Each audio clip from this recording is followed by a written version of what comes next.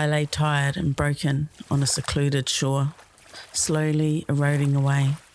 What a life I've had, travelling over Tangaroa's waves, on journeys of sustenance, power, and even death. Those are but a memory, a life lived long ago. Now I lay here in the darkness, tired and broken.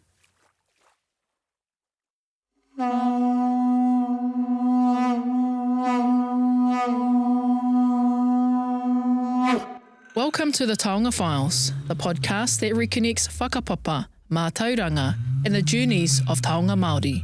Ko migoto iria ahau. Ko Amber Aranui tēnei, through research, Taonga speak, revealing where they've travelled, who they've touched, and what they carry. So let's step beyond the register as we uncover stories that shape who we are. These stories were never lost. They were just waiting to be found. Kia ora tātou and welcome to the Taonga Files. In this episode, we'll be tracing the origins and rediscovery of the very first Taonga Māori collected by the Colonial Museum in 1865.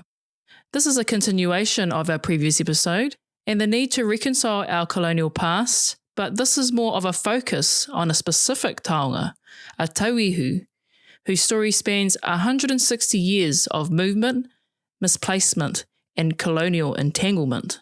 We'll explore how it came to be at the museum and its life thereafter and the collections of the museum as it goes through its various directors, museums, and even buildings. We'll look at the process undertaken to find this taonga and the people who helped rediscover it.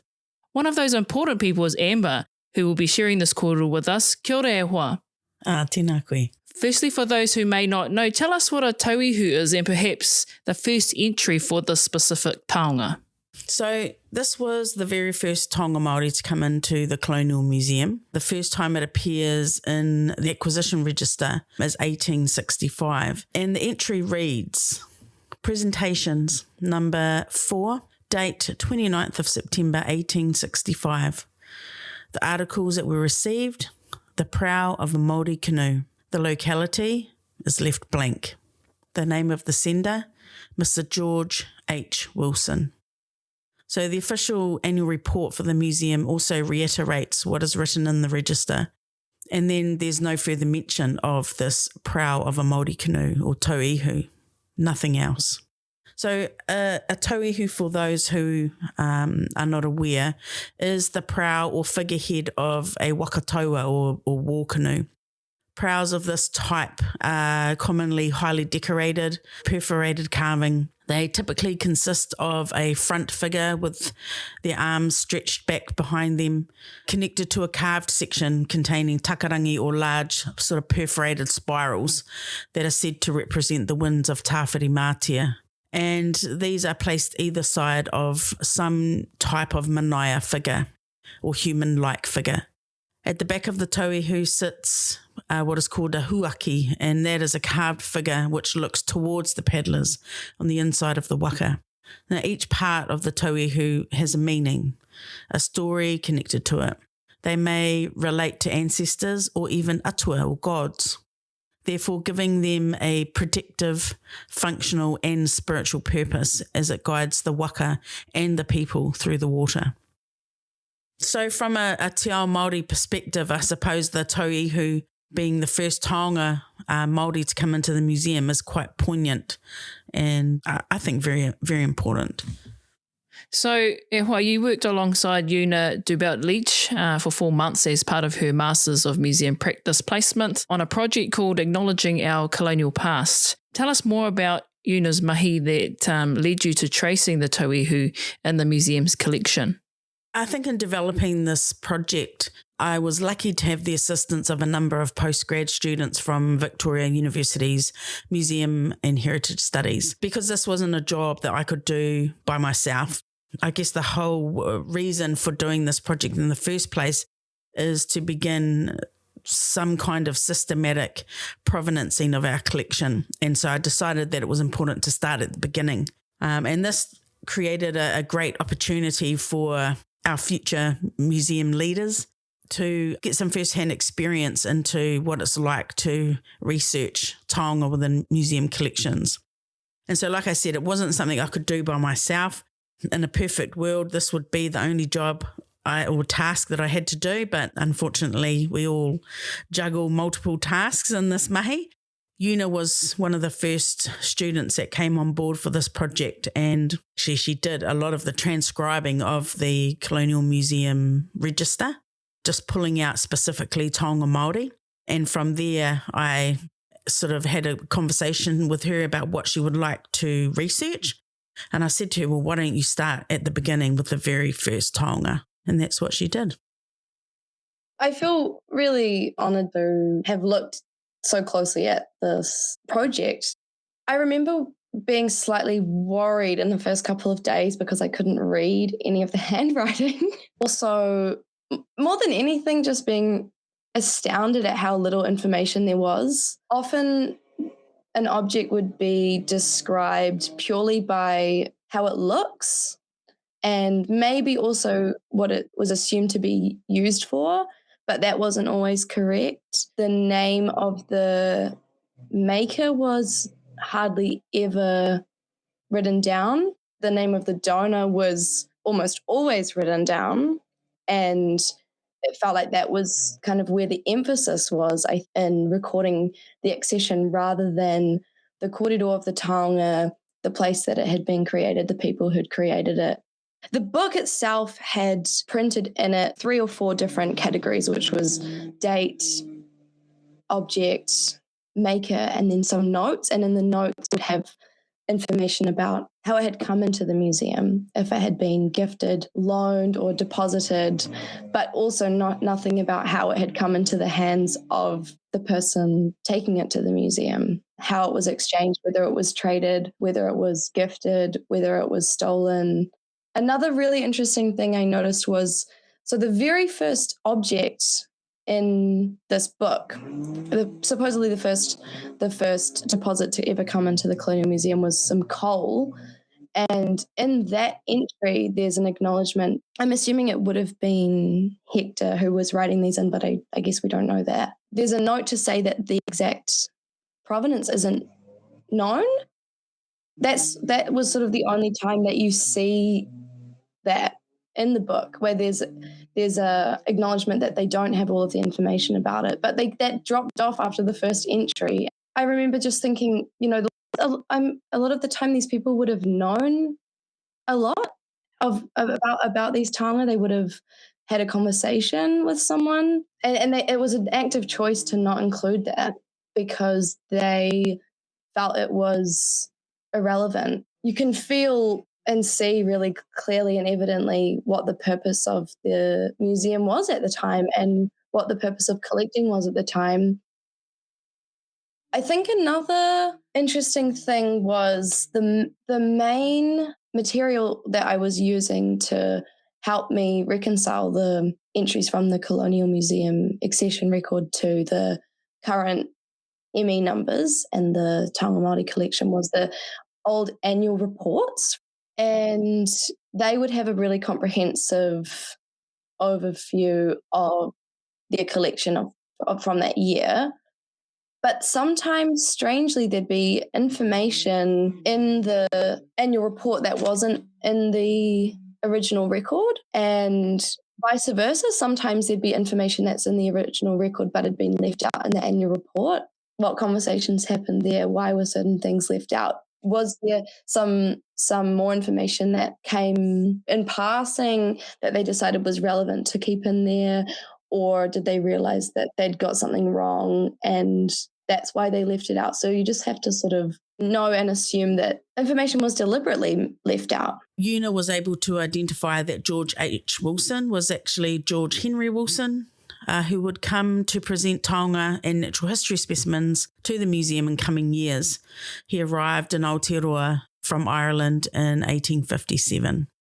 We identified about 8 different George Wilsons living in Aotearoa at the time, and it was sort of a process of elimination. We found each of these people through censuses or newspaper articles, and we're using Papers Past and Ancestry and the National Library and some letters as well that belonged to Hector. And the other clue that we had was that there were 2 or 3 other deposits by George Wilson, or G.O.H. Wilson, in the time of the Colonial Museum. And that was 1864, 1865, 1868, and 1869. So, anybody who had died before 69 we could rule out, or people who were a small child at that time we could safely rule out. And we came to land on the George Henry Wilson, who was the person to bring in the Tauihu, because he was working as actually, Amber, maybe you can remember exactly how we landed on him. We found him and that he had worked as a storekeeper in Pauatahanui. So he was in Wellington. So I thought it must be him, surely. Yeah, that's kind of where we got it. And then you found out that he had written a book.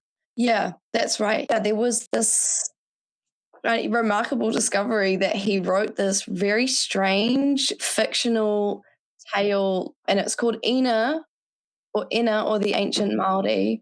I think it sort of was a fetishization and almost an obsession, but very separated from Māori, and written for a colonial audience, and kind of probably riding this tidal wave of settler colonialists who were arriving in New Zealand.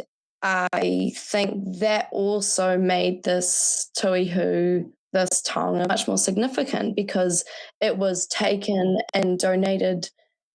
I think I remember feeling like it was sort of a trophy for him, and he was like had this pride in what he understood as knowledge of and interest in taonga Māori, when actually it was extremely violent and quite damaging, and because of the lack of care and understanding and this sole intention to have proprietorship or ownership over something that wasn't for him to take or to claim or to be associated with in the way that he was. And he moved to Gisborne, and he was working as the editor of a newspaper called Te Waka Māori, or New Te Ranu. I think that maybe I didn't get to look into that as much as I would have liked to. So at this stage, knowing something about George Wilson did little to help figure out where the Tauihu was now. There were no indications in our databases at the museum, but there were a lot of taonga actually that had been orphaned from their records and their stories and their people. So this wasn't unusual. So we started to look through the records and identify all Tauihu in our collection which had no provenance or donor information. And that was quite a huge task. It was initially thought that it might be some of the early Māori ethnology collection numbers, the ME numbers, because the director who came on board following Hector, who was Augustus Hamilton, he decided he wanted to do a whole new system of cataloguing, as we talked about in our previous episode. So, you would think maybe that some of these early taonga would come up in these really early numbers, but we weren't too sure about that. So we identified those anyway and put them on a list for us to follow up with later. There were later numbers that couldn't be ruled out because we know from experience that not everything was registered with a number when it should have been. So those numbers we couldn't rule out either. So we had a list to go by. But sadly, we ran out of time and Una had to leave us. What I did was I asked her to write up her report in such a way that in the future, a researcher could just come along, pick it up and pick up where she had left off. Awesome. So some time had passed, and what was it that pulled you back to this mahi? Well, I think it was accidental, really. It was a couple of years later, and while searching for images of the Colonial Museum that were held at the Turnbull Library, I came across an image in an album by Daniel Lewis Mundy, dated circa 1868. And the description in this image read, waka, Māori canoe, prow, korowai, Māori tag cloak, and Māori wood carving exhibited at the Colonial Museum. And this was quite, I don't know, I was just thinking about it at the time. I was like, wow, is this a clue that I had been looking for? And by 1868, there had only been one, possibly two others that had been registered to the Colonial Museum at that time. And the other two that were possibly registered at the time of this photograph were two other Tauihu that Wilson had also registered. But for me, I was thinking, is this number one? The image itself, is your typical colonial trophy style arrangement with taonga sort of arranged in such a way, and the kākahu or the cloaks that were in this were sort of draped over the taonga to make a nice, pretty looking photo. And, these photos are very common throughout museum collections. And at the forefront of that photo was the Tauihu. And at the time, I was kind of a little bit excited, but at the same time thinking, no, because it might not be it. We just need to follow up on it. So saving a copy of the images just for research purposes, I went back to our museum's database and began comparing all of the Tauihu in the collection with this image. And after some very careful comparison, I found it. And interestingly, its number ended up being ME010928. So, quite a large number, indicating that it had been registered sometime later. And so that sort of made me start thinking, okay, so why was that? The image that was attached to this taonga on our database was old. It was from the kind of 19th century, and the background of the image had been whited out by hand so that you could only see the Tauihu. So it's probably indicating that this was an image taken in situ, probably when this Tauihu may have been on display in the Colonial Museum originally. And it was a common occurrence at the time for objects that were being photographed, I guess, in a collection with other things, for them to sort of isolate that image so that it could be used for publication. And I came to find out that this image was prepared by or for Augustus Hamilton in his upcoming publication, Māori Art. And that book in itself deserves, I guess, its own episode in the future. So you mentioned that ME010928 was a late number or a large number. What does this mean? And tell us more about the registration number and what this tells you. The registration number brought its own set of questions. The register itself indicated that this taonga was registered in April 1963, along with four other Tauihu, three of which had provenance locations or had indicated where they originated from. And this particular ME number was identified as NPR. So that indicates that it had not previously been registered. And it sort of showed that almost 100 years after coming into this museum, it still hadn't been registered correctly. In the reference and remarks column of the register was written in red, partly restored. And it also had George Webber, 1865, written on the base in pencil. It also had the dimensions of the Tauihu. And I was sort of convinced that this was a mistake given the name George Webber, because in our records, no George Webber had donated taonga to the Colonial Museum, particularly at this time. So I felt like it must have been George Wilson, and the dates also linked up. So that whole time. And what does this mean for the Tauihu? Have you been to go and see it? Yeah, I think, this kind of saddened me knowing that this taonga had sat in our national collection, wahangu, with no voice for a century. And now for me, it was time to come in and see it and see it face-to-face understanding actually the importance of what this taonga is and what it means for the history of our museum. And I really wanted to reconnect with this taonga and acknowledge it for what it was, the very first taonga Māori. So I entered into Ahuru Moai, which is one of our taonga Māori collection stores. And I sort of excitedly walked up to where the waka elements were stored. And I was kind of a little nervous and apprehensive because, you sometimes you have a good idea about what you think you know, but there's always something at the back of your mind where you're like, oh, what if I'm wrong?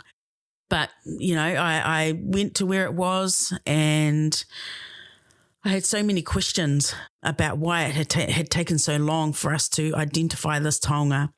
But as I approached the shelf where it sat, I could see that it sat with several other open crates, and contained in one of these open crates was the Tauihu. So turning on my phone's torch, I shine it on the 5 or so examples on the bottom shelf where it was meant to be. And there it was, almost the same as the old image that we had seen on the file. But as the register had noted, it had been restored at some stage. So there were some pieces that had been added to it. So I pulled up a chair and I sat there with this, I think, poignant piece of our history and just stared at it for 10 minutes. Yeah, it was good. It was good to find it.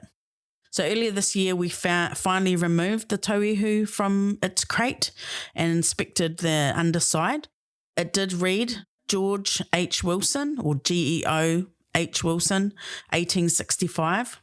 The Wilson was partially obscured by paint, but it was clear enough to confirm, what I had hoped, that this actually was the very first taonga Māori to enter the Colonial Museum and the longest held taonga in Te Papa's collection.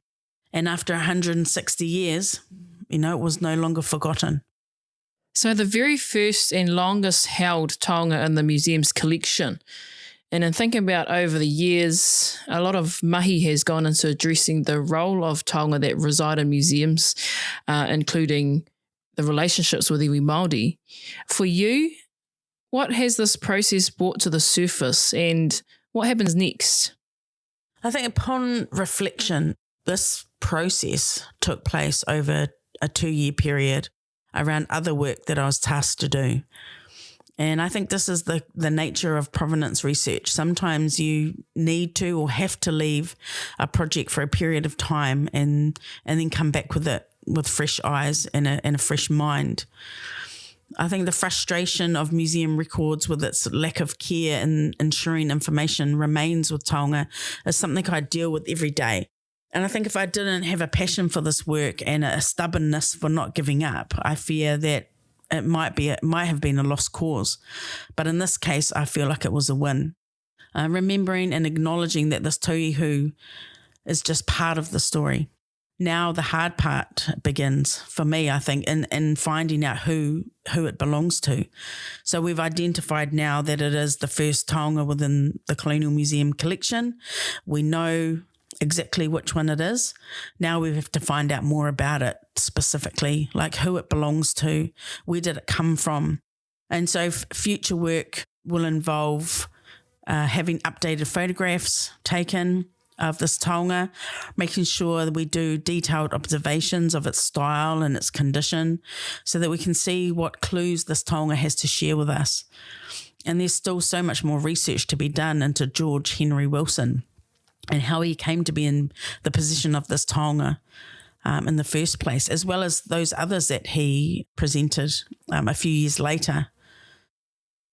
I'm just going to play devil's advocate here for a minute. Do you think that it was really carelessness on the part of the people recording, or do you think it points to a larger issue that museums still deal with today, like a lack of time and resources to appropriately care for taonga?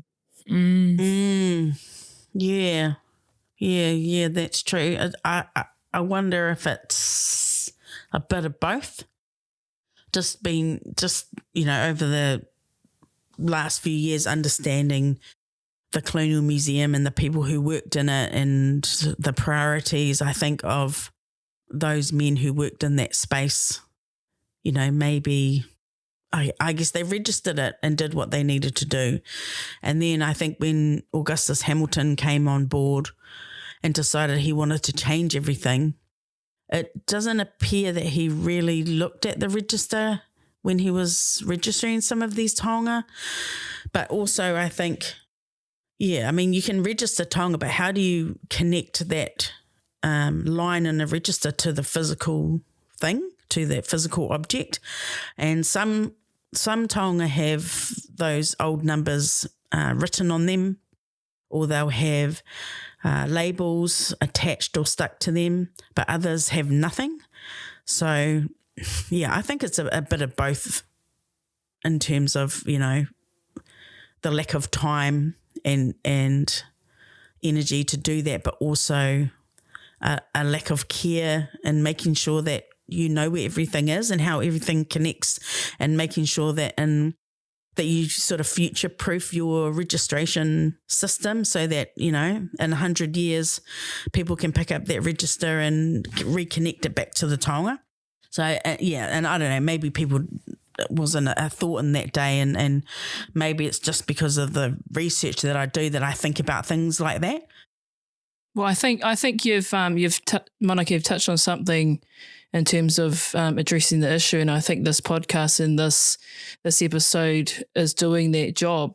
But Amber, I've got a question in regards to, you know, the role of people's perceptions in terms of the role of museums and putting things on display.